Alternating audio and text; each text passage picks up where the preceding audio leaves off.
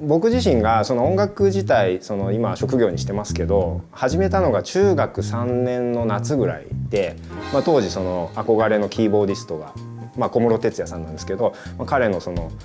演奏を見てすごいもう魔術師みたいだって憧れて、もうこんな風に弾きたいって言って電気屋さんに行ってスピーカー付きのキーボードっていう多分今だと2、3万ぐらいで売ってるやつをまず買って弾こうとしたんですよね。だからまず音楽を別に習ってたわけでもないし、もう初期衝動は小室哲哉になりたいっていうとこだったんで、あんまり知識とか経験とかバックグラウンドって関係ないのかなっていうのはその時に気づきとしてありました。僕は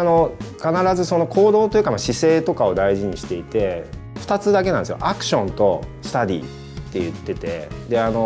普通これが結構逆になりがちなんですよ。何か始めるってなったらまずちょっと調べて勉強してみるよって入るんですけど、僕は逆にこのアクションを先にやるってことから始めると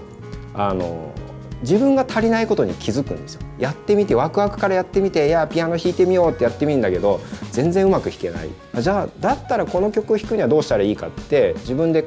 なんて課題を見つけるじゃないですか。課題を見つけて課題を勉強するっていうのをサイクルを回していくっていうのをやってるとだんだんこのサイクルで成長してくるっていうのが。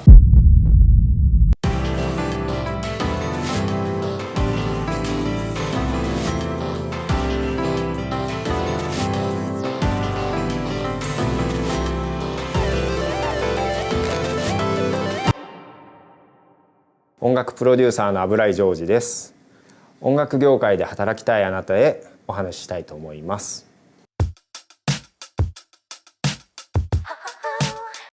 そうですね、大学で授業終わった後とかに実はこういうことしたいんですけどとか相談を受けたりは本当しますし、今だとやっぱ Facebook とかTwitter とかでも DM で送ってきてくれたりとかしていろいろそういう話はしてますね。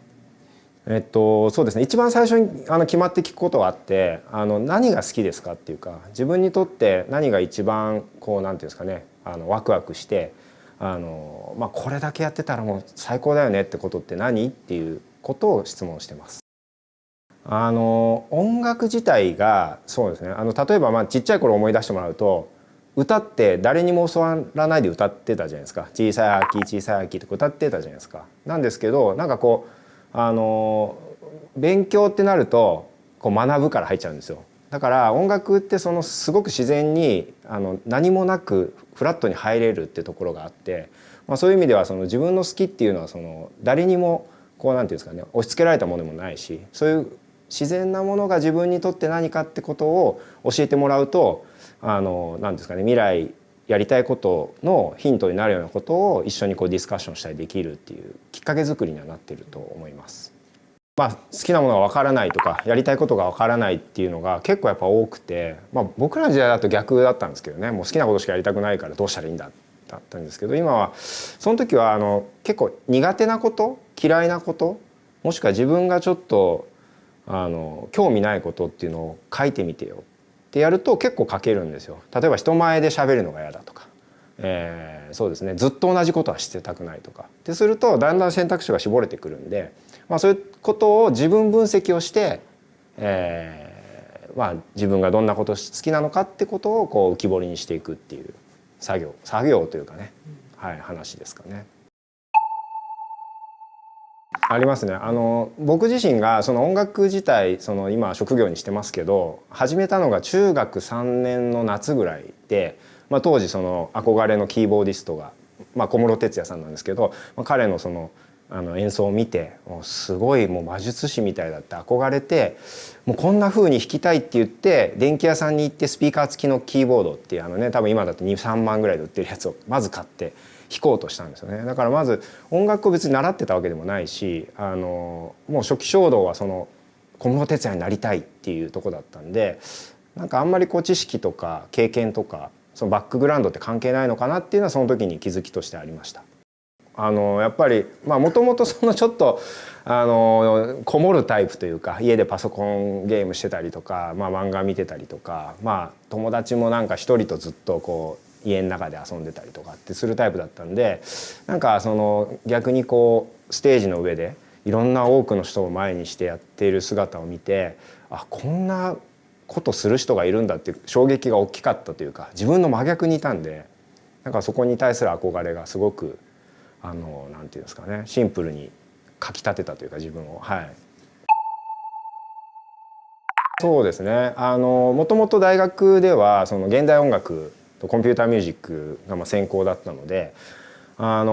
卒業作品はですね、サイレン、手回しサイレンを回して、自分が叩いたドラムをこうループさせながら、その中で手回しサイレンでこうカオスを作るっていうカオスっていう作品を作ったんですけど、まあ、それぐらいその音楽っていうのはこう何でもありだよねっていうのは大学時代に学んでました。で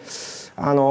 就職するにあたってその新卒採用とかあるってことを知らなくて、当時の求人雑誌を見てアルバイトでインディーズの会社が募集してたので、何でもやれますみたいに書いてあったんで、今思うとね多少ちょっとブラックだったんですけどでも何でもやらせてもらって、実際本当に、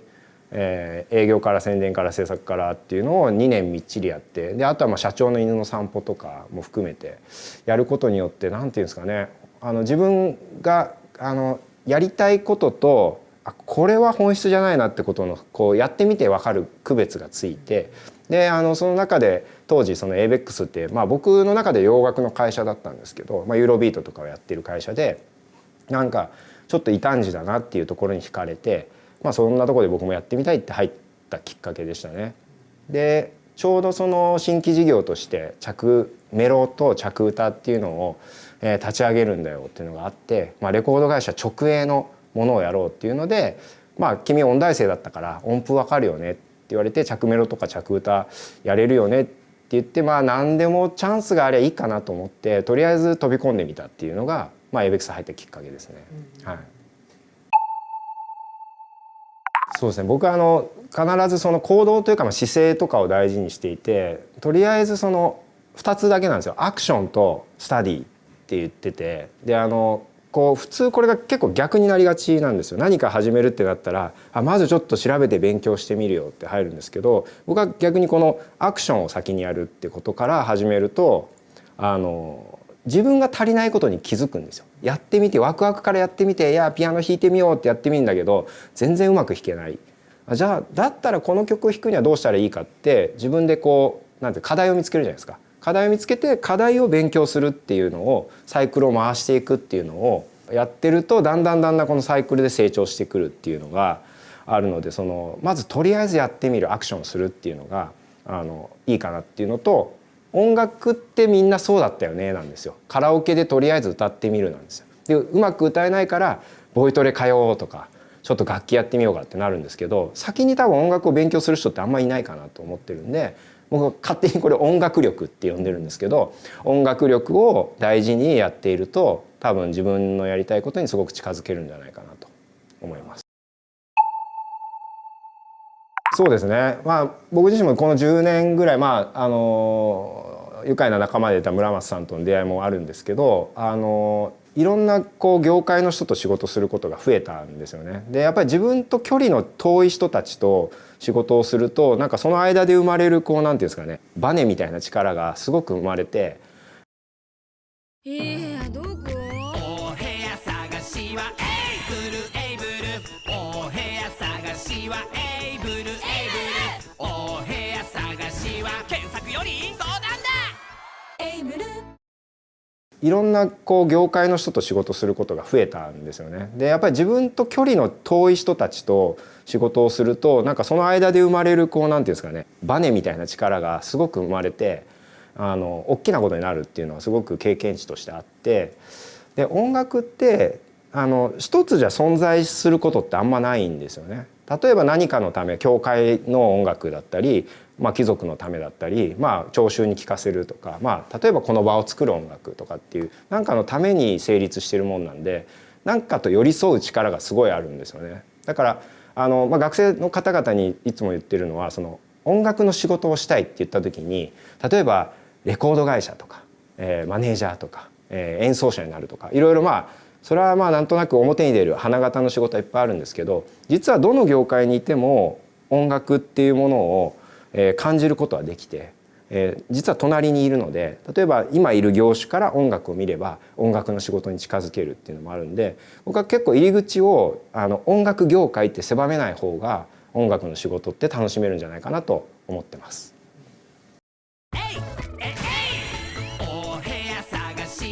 エイブルエイブルお部屋探しはエイブルエイブルお部屋探しは検索より